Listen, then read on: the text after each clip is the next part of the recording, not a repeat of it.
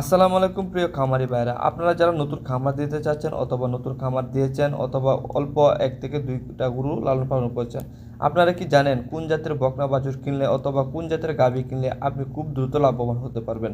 আপনি যদি দুধের খামার হয়ে থাকে তাহলে আপনি কোন ধরনের অথবা কোন জাতের বাছুর গাভী কিনলে আপনি খুব দ্রুত লাভবান হতে পারবেন এবং দিনে 30 থেকে 40 লিটার দুধ দহন করতে পারবেন।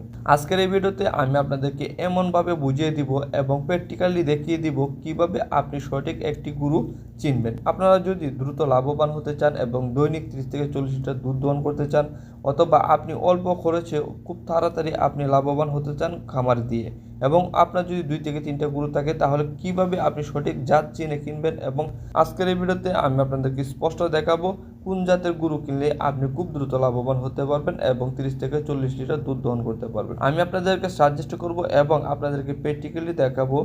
আপনারা অবশ্যই অস্ট্রেলিয়ান ফ্রিজিয়ান জাতের বকনা বাছুর অথবা গাভী কিনবেন। তো কিভাবে চিনবেন এটি অস্ট্রেলিয়ান ফ্রিজিয়ান এবং আসল খাঁটি গরু? অস্ট্রেলিয়ান ফ্রিজিয়ান খাঁটি গরু আসল, এটা কিভাবে আপনারা চিনবেন সেটি চেনার জন্য সম্পূর্ণ ভিডিওটি দেখতে হবে। চ্যানেল নতুন হয়ে থাকলে চ্যানেলটি সাবস্ক্রাইব করতে হবে। ফ্রিজিয়ান গরু চেনার এমন 5টি চাক্ষুষ প্রমাণ দেখাবো যা জানলে হাটে বা খামারে গিয়ে আপনি 1 সেকেন্ডে আসল ফ্রিজিয়ান চিনে নিতে পারবেন। শেষ পয়েন্টটি কিন্তু সবচেয়ে গুরুত্বপূর্ণ, তাই ভিডিওটি একটু স্কিপ না করে সম্পূর্ণ ভিডিওটি দেখার অনুরোধ রইল। 1 নম্বরে খেয়াল করবেন গরুর গায়ের রং। আসলে অস্ট্রেলিয়ান ফ্রিজিয়ান গরুর শরীরে জুড়ে স্পষ্ট সাদা এবং কালো রঙের বড় বড় ছোপ দাগ থাকবে। কোনো কোনো গরুর রঙের ক্ষেত্রে সম্পূর্ণ কালো শরীর সাদা দাগ, আবার কোনোটার সাদা শরীরে স্পষ্ট কালো দাগ থাকে। এই দুই রঙের সীমানাটা একদম পরিষ্কার বা সাফ হবে।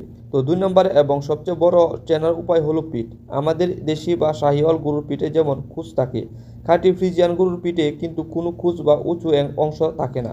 এদের গাড় থেকে লেজের গোড়ায় পর্যন্ত পিঠের অংশটি একদম সোজা ও টেবিলের মতো সমান্তরাল হবে। 3 নম্বর লক্ষণটি হলো এর চামড়া শাহিওয়ালের মতো এদের গলায় জালরের মতো ঝুলন্ত বড় গলা লম্বা থাকে না। এদের গলার চামড়া বেশ হাইট বা শরীরের সাথে লেপ্টে থাকে, এমনকি পেটের নিচে নাভিও ঝুলানো থাকে না। 4 নম্বর উপায়টি হলো ডেইরি খামারিদের জন্য সবচেয়ে জরুরি, তা হলো গাভীর উলানের গঠন। যেহেতু এরা রেকর্ডের পরিমাণ দুধ দেয়, তাই এদের উলান বা উলানের চারপাশটা বেশ বড় সুগঠিত এবং পেছনে 2 পায়ের মাঝখানে সুন্দরভাবে ঝুলানো থাকে। উলানের 4টা বাট সমান ও দূরত্ব এবং স্পষ্ট হবে। সর্বশেষ ও 5 নম্বর উপায় হলো এর শারীরিক গঠন।